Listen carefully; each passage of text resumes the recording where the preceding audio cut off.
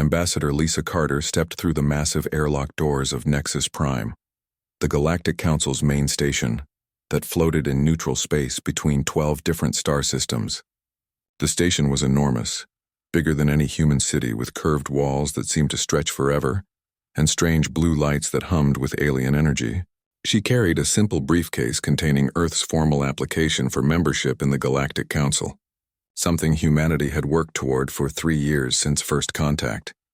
The corridor ahead was filled with beings from different worlds. Tall gray creatures with 4 arms walked past, their skin looking like smooth stone. Small furry aliens with large eyes chattered in groups, their voices making sounds like singing birds. Lisa had studied all the major species during her training, but seeing them in person still felt overwhelming. A Zilani escort waited for her near the central lift. The Zilani looked almost human except for their height, standing nearly 8 feet tall with pale blue skin and silver hair that moved like water. "Ambassador Carter," the Zilani said in perfect English, "I am Diplomatic Aide Zeknol. Chairman Vextar waits for you in the council chambers." The lift moved smoothly upward through the station's core. Through the transparent walls, Lisa could see different levels dedicated to various species. Each section had its own atmosphere and gravity, creating a patchwork of environments that somehow all connected together. "Your species intrigues the council," Zeknol said as they rose. "Few new members come from such a distant spiral arm." "We're eager to contribute," Lisa replied, keeping her voice steady despite her nervousness. Earth's future depended on this membership. The technology and knowledge gained from joining the council could solve most of humanity's problems. From energy production to space travel, the council chambers were circular and massive, with 12 distinct seating areas arranged around a central speaking platform. Each section was designed for a different species, with varying gravity fields and atmospheric controls. Chairman Vextar of the Zilani Empire sat in the largest section, his silver robes reflecting the chamber's soft lighting. "Welcome, Ambassador Carter." Vextar's voice carried clearly across the chamber despite the distance. "Your species application has been reviewed by all member worlds. We find your technological development adequate, though primitive by our standards. Your cultural values align with council principles of peaceful cooperation." Lisa walked to the central platform, feeling the weight of thousands of alien eyes watching her every move.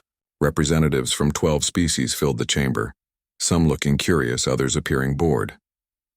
The Keth warriors sat in a section with higher gravity, their massive forms covered in natural armor plating. The Syrian collective occupied an area filled with floating screens and holographic displays. However, Vextar continued, all prospective members must demonstrate their military capabilities. The Council maintains galactic peace through combined defense forces. Each member species contributes according to their abilities. A holographic display activated above the platform, showing images of various alien military units. The Zilani forces wore sleek energy armor and carried weapons that fired beams of concentrated light. Keth warriors wielded massive melee weapons alongside projectile launchers. The Syrian units were mostly mechanical, with robotic soldiers controlled by the collective. Consciousness, these demonstrations typically involve standard military exercises, explained General Thekmar of the Keth. His voice rumbled like distant thunder. Combat simulations, tactical formations, weapons efficiency tests. Most species require several days to complete all assessments. Lisa nodded. Captain Morrison and his team are already aboard the station. They brought equipment for whatever tests you require. Excellent, Vextar said. We shall convene in the military assessment facility in 1 hour. Your forces may prepare in Docking Bay 7. Lisa made her way to the docking bay where the human transport ship had landed. Captain Jake Morrison stood near the cargo ramp, supervising as his Marines unloaded their equipment. Morrison was a career soldier, 42 years old with graying hair and scars that told stories of past conflicts. His men worked with quiet efficiency, checking weapons and gear. How did it go, Ambassador? Morrison asked as she approached. Standard military assessment, Lisa replied. They want to see what we can do. Morrison smiled grimly. Good thing we brought the right people for the job. Lisa watched the Marines preparing their equipment. They moved with a casual confidence that seemed almost relaxed, but she noticed how they constantly watched their surroundings and maintained positions that gave them clear fields of fire. These were soldiers from the Earth Defense Corps, trained for combat in space and on alien worlds. Captain, remember that we're trying to join their alliance, Lisa said quietly. Try not to scare them too badly. Don't worry, Ambassador. We'll play nice. The assessment facility was located in a separate section of the station, with variable gravity and atmosphere controls that could simulate different combat environments. The observation deck was filled with alien military officers, all curious to see what the newcomers could offer.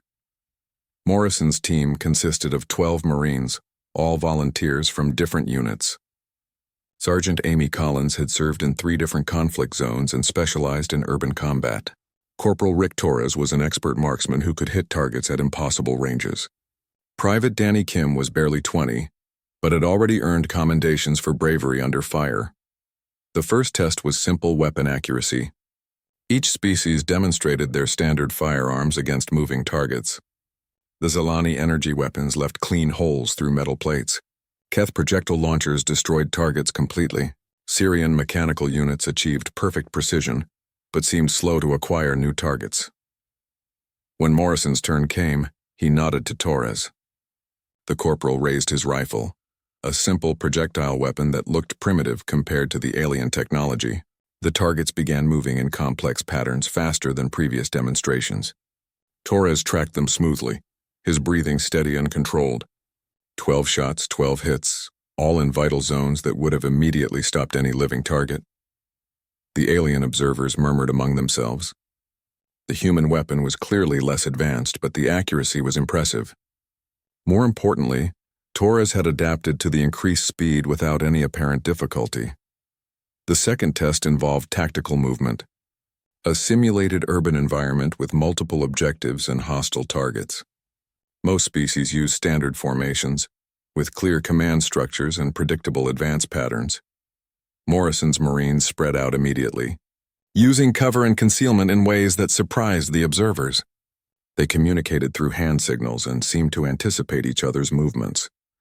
When they encountered simulated enemies, they didn't just eliminate targets.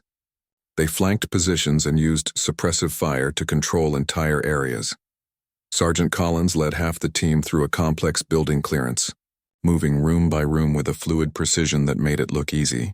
The other half, under Morrison's direct command, provided overwatch and eliminated threats before they could engage the clearing team. The exercise was supposed to take 30 minutes. Morrison's team completed all objectives in 8 minutes. The observation deck had gone completely quiet. Even the Keth warriors, who prided themselves on individual combat prowess, looked unsettled by what they had witnessed. These humans fought like predators, with an instinctive understanding of violence that went beyond training. Chairman Vextar activated the communication system. Captain Morrison, that was most impressive. However, we must ask about the psychological conditioning of your troops. They seem remarkably comfortable with combat situations. Morrison looked up at the observation deck. Sir, these are just regular Marines from our standard defense corps. We didn't bring any special units for this demonstration. The silence stretched longer this time. Ambassador Lisa saw the aliens exchanging glances that seemed increasingly worried. Captain, General Thekmar's voice carried a note of concern. If these are your regular forces, what exactly do you consider special units? Morrison smiled, and for a moment Lisa saw something in his expression that reminded her why humanity had survived every challenge their violent world had thrown at them. Well, General, we call them special forces. 3 months after humanity joined the Galactic Council, Commander Alex Turner received his first joint military assignment. The orders came through standard council channels marked with the highest priority codes. The Outer Rim colonies were under attack from the Ravager Horde, a nomadic species that had been raiding council space for over 200 years. Turner stood on the bridge of the Earth-ship Defender, watching as the joint fleet assembled at the designated coordinates. 12 different ship designs floated in formation, each representing a different council member species. The Zalani vessels were sleek and silver, shaped like elongated teardrops that seemed to bend light around their hulls. Keth warships looked like floating fortresses, all angles and heavy armor plating. The Syrian collective contributed ships that were more machine than vessel, with mechanical arms and sensor arrays extending in all directions. The human contribution seemed modest by comparison. 5 ships total, including Turner's destroyer and 4 support vessels. The alien commanders had politely suggested that such a small force might be insufficient, but Turner had assured them it would be adequate for their assigned role. Fleet Admiral Zex Cole of the Zilani called the first strategy meeting in the command ship's main conference room. The chamber was enormous, with holographic displays showing the affected star systems and known Ravager positions. Representatives from each species sat in their designated areas, the atmospheric controls creating visible barriers between different environmental zones. The Ravager horde consists of approximately 40 vessels. Admiral Zex Cole began, his silver uniform gleaming under the conference room lights. They have established a base of operations in the Kepler system and are launching raids against civilian populations. Our objective is to drive them away from Council space. Turner studied the tactical displays while listening to the other commanders discuss their standard approach. The plan was simple and predictable. The fleet would advance to the edge of the Kepler system, establish defensive positions, and wait for the Ravagers to attack. When the enemy engaged, Council forces would respond with overwhelming firepower until the Ravagers retreated. "What about reconnaissance?" Turner asked during a pause in the discussion. "We need current intelligence on their exact positions and capabilities." General Vektar of the Keth shifted in his massive chair. "Reconnaissance is unnecessary. Ravager tactics are well known. They attack in waves, using numerical superiority to overwhelm defensive positions. We simply need to maintain stronger defenses. But what if we could eliminate their command structure before they attack?" Turner continued. "Small teams could infiltrate their base, gather intelligence, and conduct precision strikes against key targets." The alien commanders looked uncomfortable with the suggestion. Commander Yilnith of the Syrian Collective's mechanical voice buzzed with disapproval. "Such tactics are unnecessarily aggressive. The Council's military doctrine emphasizes defensive operations and minimal casualties." "Minimal casualties for who?" Turner asked. "Every day we spend in planning meetings, more civilian colonies get raided." Admiral Zex Cole raised his hand for silence. "Commander Turner, we appreciate human enthusiasm, but these methods you suggest are outside Council military protocols. We do not conduct what you might call special operations. Our forces are trained for direct engagement, not infiltration or sabotage." Turner nodded but said nothing more. He had already learned that arguing with alien military doctrine was pointless. The Council species had developed their tactics over centuries of relatively peaceful coexistence. They simply had no experience with the kind of warfare that humans considered routine. The fleet moved toward the Kepler system at standard Council speed, which gave Turner plenty of time to observe how the other species operated. Each ship maintained precise formation positions and followed strict communication protocols. Orders came down through clear command hierarchies, and every decision required consensus from multiple commanders. The Zilani preferred to rely on superior technology and overwhelming firepower. Their strategy involved positioning their most advanced ships in defensive formations and using their energy weapons to destroy enemies at maximum range. The Keth believed in the strength of individual warriors and heavy fortifications. Their ships were essentially mobile castles, designed to absorb tremendous damage while their boarding parties fought enemy vessels hand to hand. The Syrian Collective approached warfare like a complex mathematical problem. Their mechanical units calculated optimal firing solutions and troop movements, but they seemed incapable of adapting when situations changed unexpectedly. Everything had to fit their predetermined algorithms. Turner shared meals with various alien officers during the journey, trying to understand their military culture. Most had never heard of concepts like asymmetric warfare, guerrilla tactics, or special operations forces. When he described how human special forces operated behind enemy lines for months at a time, gathering intelligence and conducting sabotage operations, the aliens seemed genuinely disturbed. "But how do they maintain command authority?" asked Captain Heldar of a Keth cruiser. "Without direct communication with their superiors, how do these soldiers know what orders to follow?" "They use their judgment," Turner explained. "Special forces teams are trained to operate independently and adapt to changing situations. They understand the overall mission objectives and have the authority to decide how best to achieve them." The concept seemed to terrify the alien officers. Their entire military structure was based on following orders from superior commanders. The idea of individual soldiers making strategic decisions was completely foreign to their thinking. Lieutenant Sarah Brooks, Turner's intelligence officer, had been quietly monitoring alien communications during the journey. She reported that several species were concerned about human military methods and were questioning whether humanity should be included in joint operations. "They're calling us unpredictable," Brooks said during a private briefing. "Some of the Zilani officers think we're too aggressive for council operations." Turner wasn't surprised. Human military doctrine emphasized initiative, adaptability, and decisive action. The council preferred careful planning, consensus building, and minimal risk. The two approaches were fundamentally incompatible. When the fleet reached the edge of the Kepler system, the differences became even more apparent. The council ships established a defensive perimeter and began long-range sensor sweeps looking for Ravager positions. Turner requested permission to send small reconnaissance teams ahead to gather detailed intelligence. "Absolutely not," Admiral Zexkol responded immediately. "We will not risk lives on unnecessary scouting missions.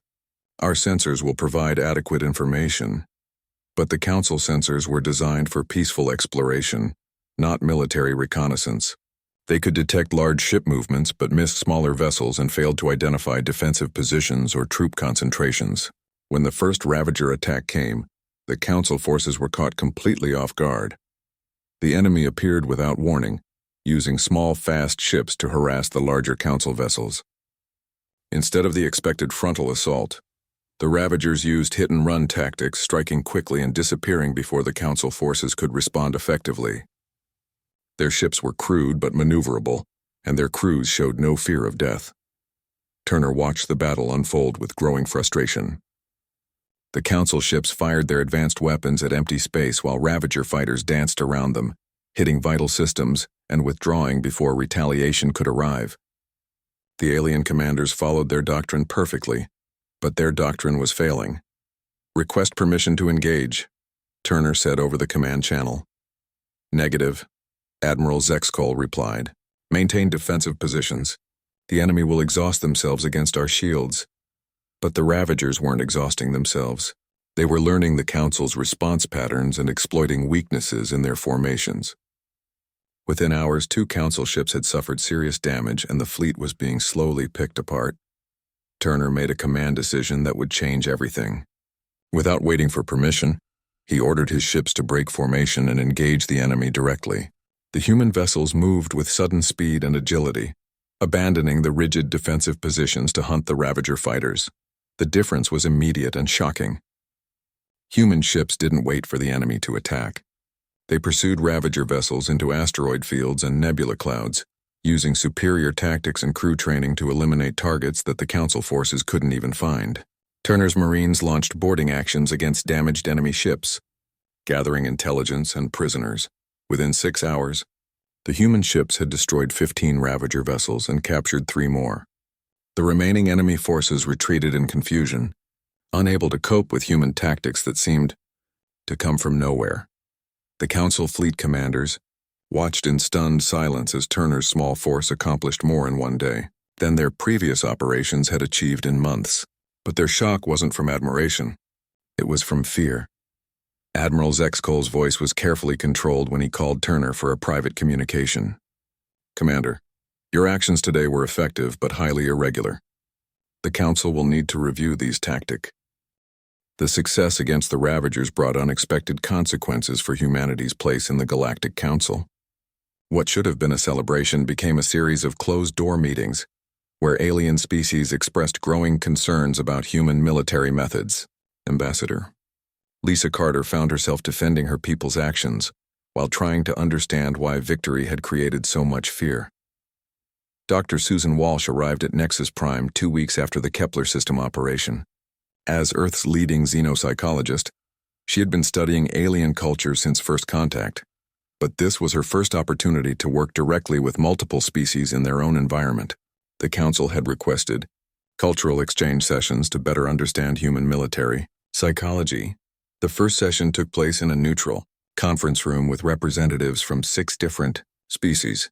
Dr. Walsh sat at one end of a curved table while alien officers arranged themselves according to their atmospheric and gravitational needs. The Zilani delegation included Admiral Zexkol himself, his silver uniform still bearing marks from the recent battle damage his ship had suffered. "Dr. Walsh," Admiral Zexkol began, We require clarification about human military conditioning. Your forces displayed behaviors during the recent operation that concern us greatly. Dr. Walsh opened her prepared notes but realized immediately that standard academic presentations would not address the real issues. These beings were frightened, and she needed to understand why before she could help them understand humanity. "What specific behaviors concerned you, Admiral?" she asked. General Thekmar of the Keth leaned forward in his reinforced chair. "Your warriors seemed to enjoy the combat situation. They moved through dangerous areas without apparent fear, and made tactical decisions without consulting their superiors. This suggests either severe psychological conditioning or natural aggressive tendencies." Dr. Walsh nodded slowly. "Can you tell me about your own species' military development?" "How did the Keth become warriors?" "We evolved from herd animals on a world with many predators," General Thekmar explained. "Our ancestors survived by forming defensive groups and developing natural armor. When we achieved civilization, we maintained warrior traditions to protect our communities from external threats." "And your military training reflects this defensive heritage?" Dr. Walsh asked. "Of course. Keth warriors learn to hold positions, protect their units, and follow orders from experienced leaders. Individual heroics are discouraged because they endanger the group." Dr. Walsh turned to the Syrian collective representative. "What about your people?" The mechanical voice buzzed through the translator. "The Syrian collective evolved from a species with natural hive intelligence. Individual decision-making was eliminated early in our development. Our military units operate as extensions of the collective consciousness, with perfect coordination, but no individual initiative." Similar patterns emerged as Dr. Walsh questioned each species. The Zelani had developed advanced technology early in their civilization and used it to eliminate warfare before they ever experienced large-scale conflicts. The Hydrari were aquatic beings who had never faced terrestrial predators. The Vaxen were descended from tree-dwelling herbivores who survived through camouflage and hiding. Every council species had either evolved from prey animals or had transcended violent conflict through technology or social evolution. None of them had experience with the kind of evolutionary pressure that shaped humanity.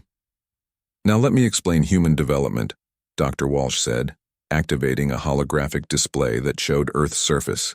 "Humans evolved from persistence hunters on a world filled with competing predator species. Our ancestors survived not by hiding or forming defensive groups, but by actively hunting other predators. The alien representatives shifted uncomfortably as the display showed early human hunting techniques. Pack coordination, tool use, and the ability to track prey across vast distances. The images revealed a species that had not just survived competition, but had eliminated most of their rivals. Human military psychology reflects millions of years of evolution as apex predators." Dr. Walsh continued. "What you observed during the Ravager operation was not the result of psychological conditioning. It was humans operating according to their natural instincts." Admiral Zexkol's voice carried a note of alarm. "Are you saying that humans are naturally aggressive?" "I'm saying that humans are naturally adaptive," Dr. Walsh replied.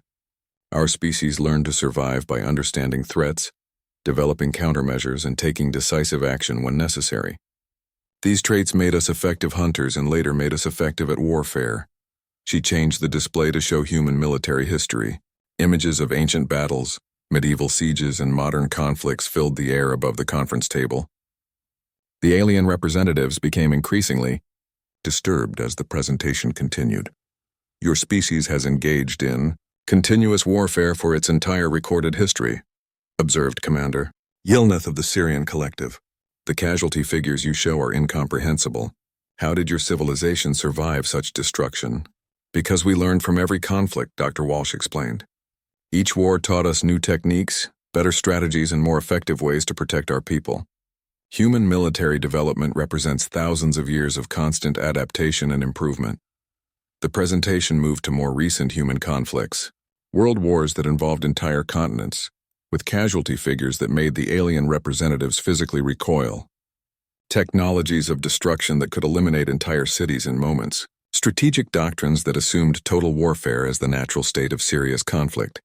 "This is precisely what concerns us," Admiral Zexkol said. "Your species treats warfare as a normal part of existence. You develop weapons designed to kill as efficiently as possible, and strategies that assume your enemies will do the same.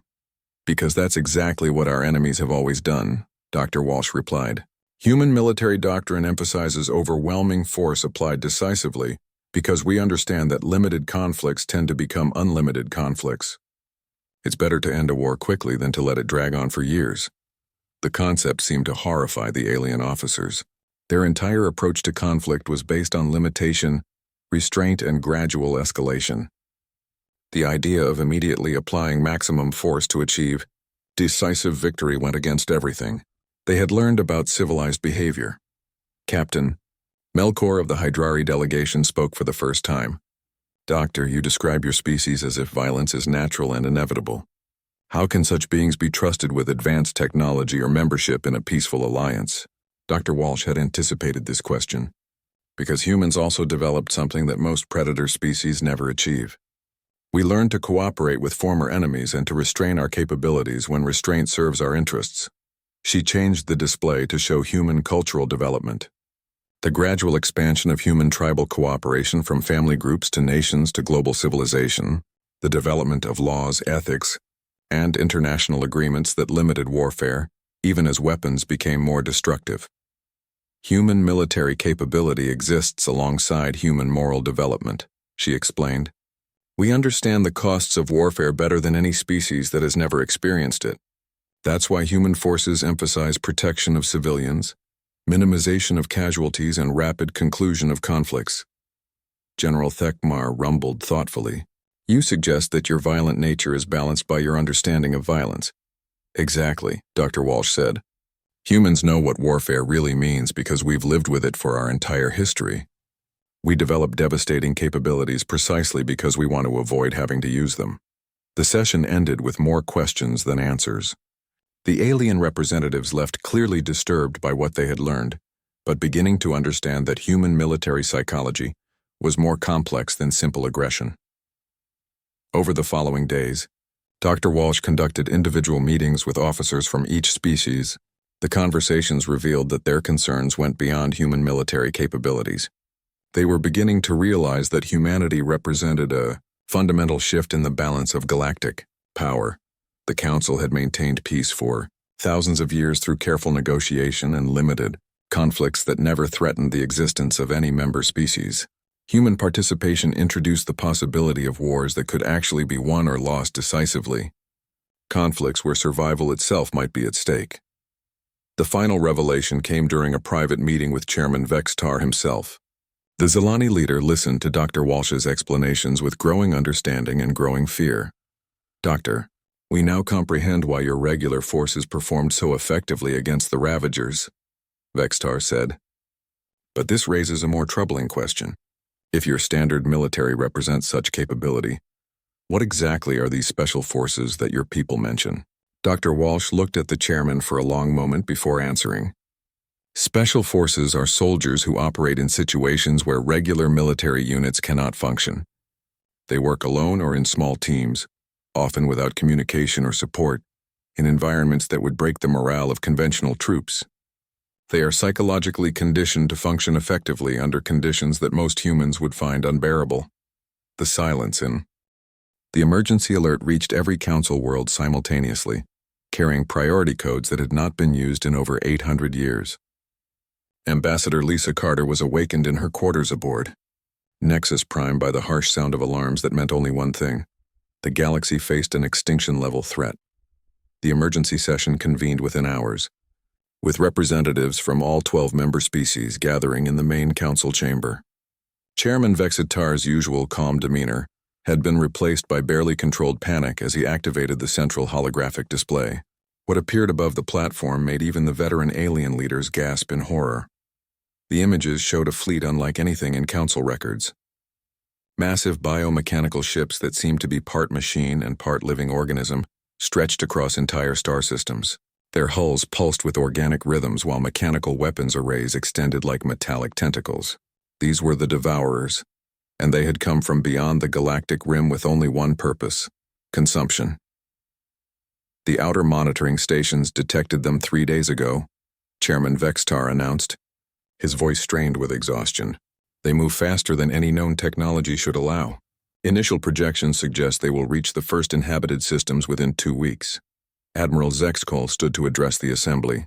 We attempted communication using all known protocols. They do not respond to any signals, whether peaceful or threatening. Long-range scans indicate their ships are literally consuming asteroids, dead worlds, and space debris as they advance. They appear to be converting raw matter into additional ships and weapons. The tactical display showed the advancing Devourer fleet in horrifying detail. Hundreds of enormous vessels accompanied by thousands of smaller craft, all moving in perfect coordination toward Council space. The projection lines showed their probable targets. 3 major star systems containing over 40 billion inhabitants. General Thekmar of the Keth attempted to project confidence despite the obvious desperation in his voice. Council forces are mobilizing according to standard defensive protocols. We will establish defensive perimeters around the threatened systems and prepare evacuation procedures for civilian populations. But even as he spoke, new intelligence reports arrived that shattered any hope of conventional defense. The Devourers had encountered a small patrol fleet from the Rim Defense Force, 12 ships that had attempted to slow their advance. The engagement lasted less than 4 minutes.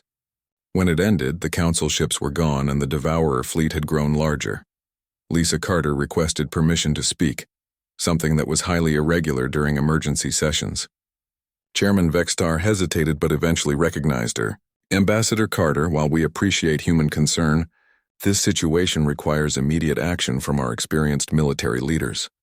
That's exactly why I'm requesting to speak, Lisa replied, moving to the central platform.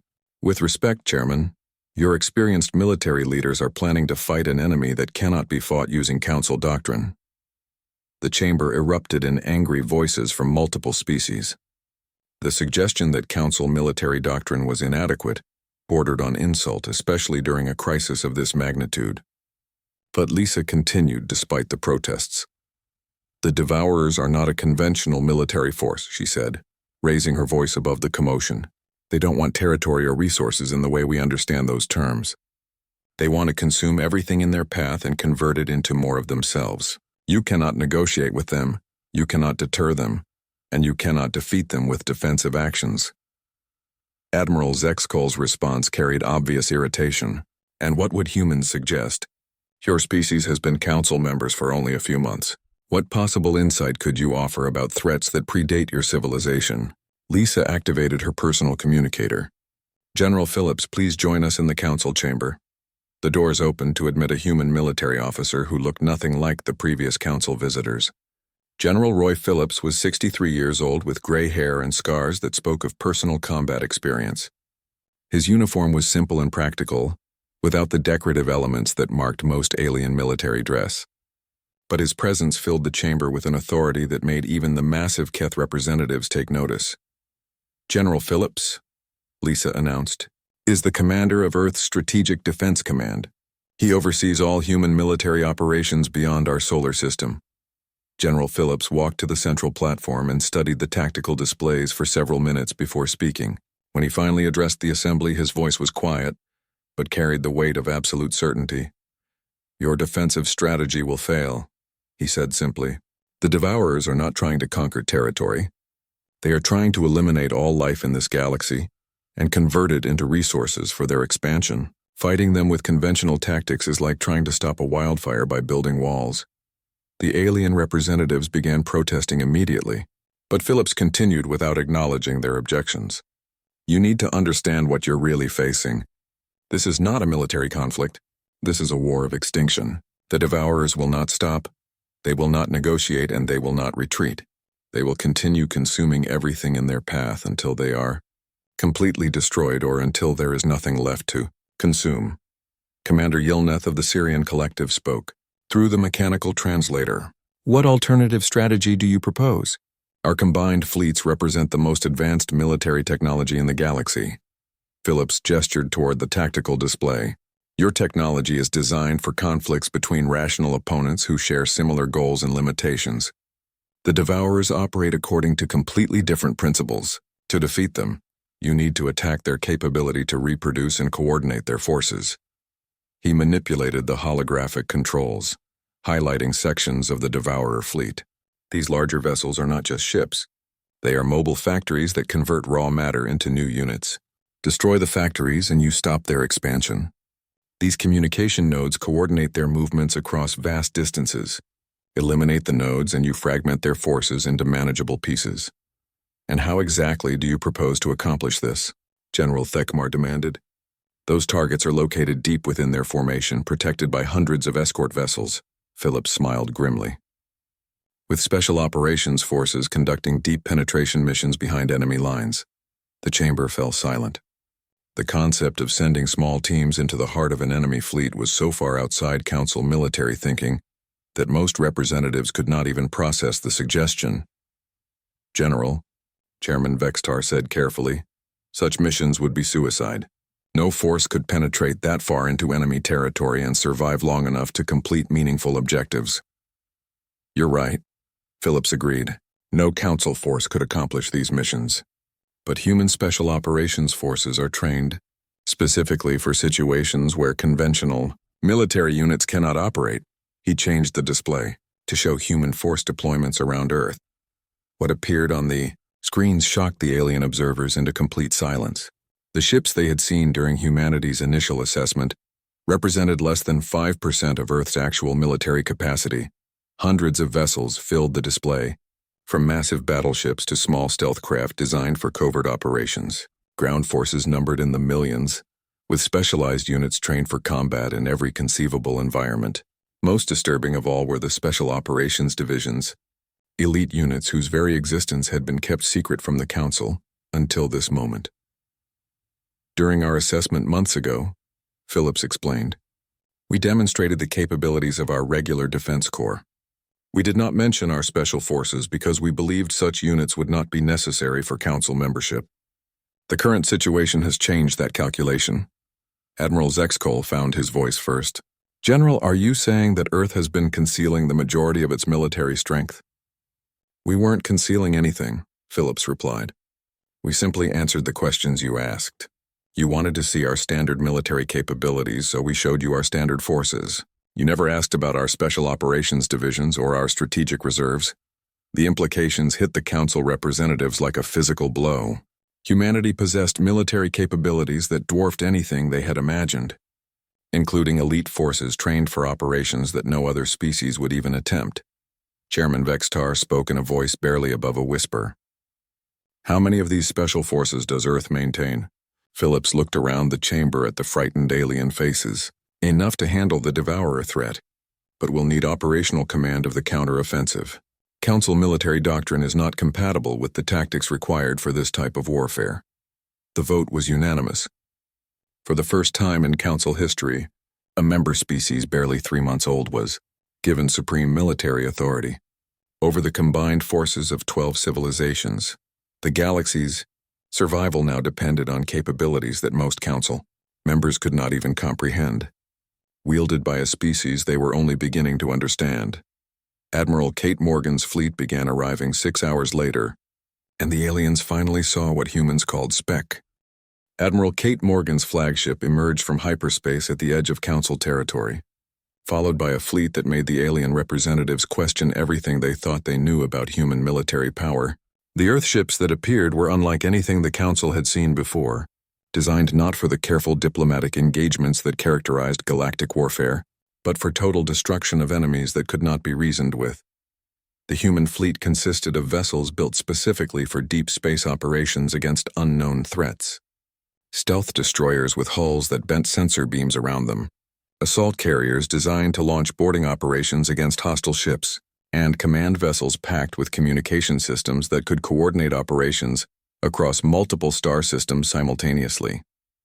Most disturbing to the Council observers were the special operations transports, ships designed to carry small teams of elite soldiers into environments where conventional forces could not survive. These vessels could operate independently for months, supporting missions that required soldiers to function without backup or communication with their command structure. Colonel Danny Foster stood in the briefing room of Admiral Morgan's flagship, studying holographic displays that showed every detail of the approaching Devourer fleet. Foster was 41 years old with the lean build of someone who had spent years operating in hostile environments, and his eyes held the steady focus of a man who had survived missions that should have been impossible. "The target analysis is complete," Foster announced to the assembled Special Operations commanders.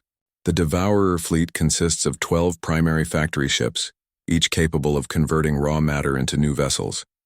47 coordination nodes maintain communication between their forces. If we can eliminate the factories and disrupt their command structure, their advance will collapse." Major Lisa Anderson studied the tactical projections with professional interest. At 34, she was one of the youngest Special Operations commanders in the human military. But her record included successful missions on worlds that would kill most humans within hours. The factory ships are located in the center of their formation, protected by at least 200 escort vessels. Getting close enough for conventional assault is impossible, which is why we're not using conventional assault, Foster replied. "Stealth insertion teams will penetrate their perimeter using modified transport pods designed to mimic space debris. Once inside their formation, teams will board the factory ships and plant explosive charges in their core systems." Captain Ryan Webb of the Stellar Rangers raised the obvious concern. "Colonel, even if we successfully infiltrate their fleet, the coordination nodes are scattered across dozens of different ships. A single team couldn't possibly hit all the targets." Foster smiled grimly. "We're not sending a single team. This operation will involve 47 different Special Operations teams conducting simultaneous strikes across 12 star systems. Each team will operate independently, with no communication between units once the mission begins." The scope of the operation shocked even the experienced Special Forces officers. Coordinating simultaneous attacks across light years of space without faster-than-light communication required a level of planning and execution that pushed the limits of military possibility. "The timing has to be perfect," Foster continued. "If the Devourers detect our presence before all teams are in position, they'll adapt their defenses and make subsequent attacks impossible. Each team gets one chance to complete their objectives." Over the next 72 hours, human Special Operations teams prepared for missions that would have been considered suicide by any rational military standard. The soldiers selected for these operations were volunteers from elite units, men and women who had proven their ability to function effectively under conditions that would break most people. Sergeant Mike Torres checked his equipment one final time before entering the insertion pod that would carry his team into the heart of the Devourer fleet. The pod was designed to look like a piece of destroyed spaceship, complete with blast damage and trailing debris that would fool enemy sensors. Torres had served in Special Operations for 8 years, including missions on worlds where the atmosphere was toxic to humans and environments where a single equipment failure meant certain death. But this mission represented something beyond his previous experience. His team would spend up to 2 weeks inside enemy territory with no possibility of rescue or support. The HFY insertion began at coordinates carefully calculated to place the stealth pods along the Devourer fleet's projected path. Human engineers had studied the enemy formation patterns and identified gaps in their sensor coverage that would allow small objects to penetrate their perimeter undetected.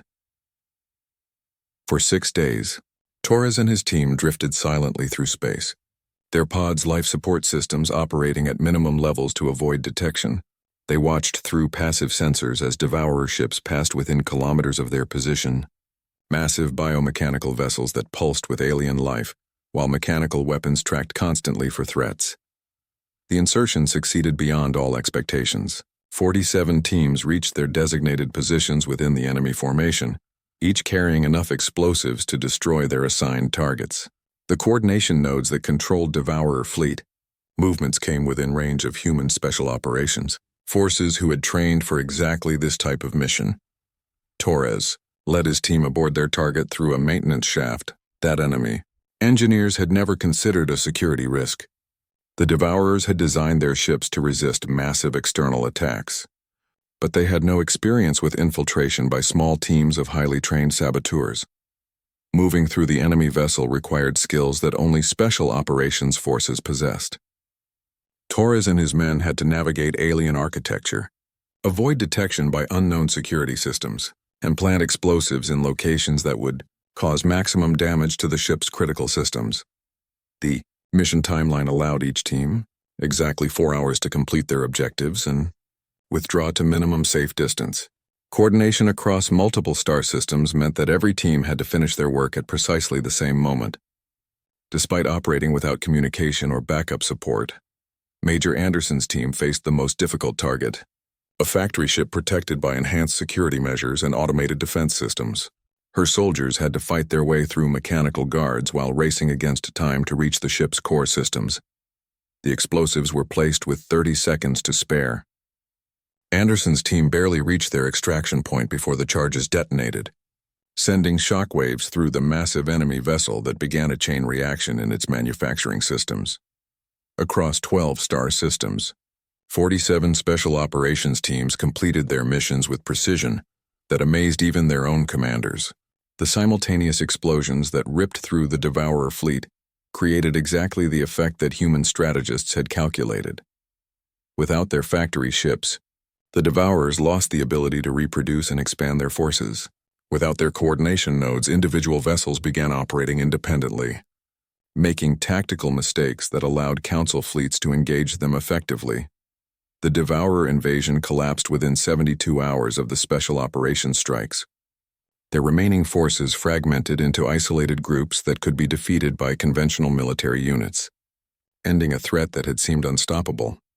In the aftermath, the Council struggled to understand what they had witnessed. Human special operations forces had accomplished missions that entire alien fleets could not have attempted, operating under conditions that would have been considered impossible by any other species. Ambassador Lisa Carter addressed the reformed Council chambers, now restructured with humanity in a leadership position they had never sought, but clearly deserved.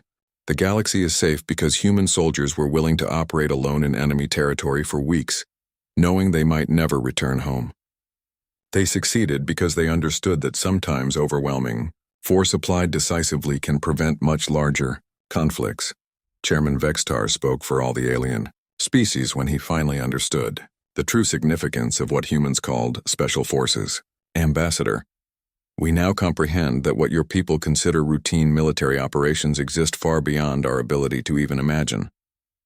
We owe our survival to capabilities we cannot match and soldiers we cannot truly understand. The Council's military doctrine was completely restructured around human strategic thinking, but the alien species knew they would always depend on human special forces for missions that exceeded their own limitations. The galaxy had learned that sometimes survival required warriors who could function effectively in situations where normal soldiers would fail.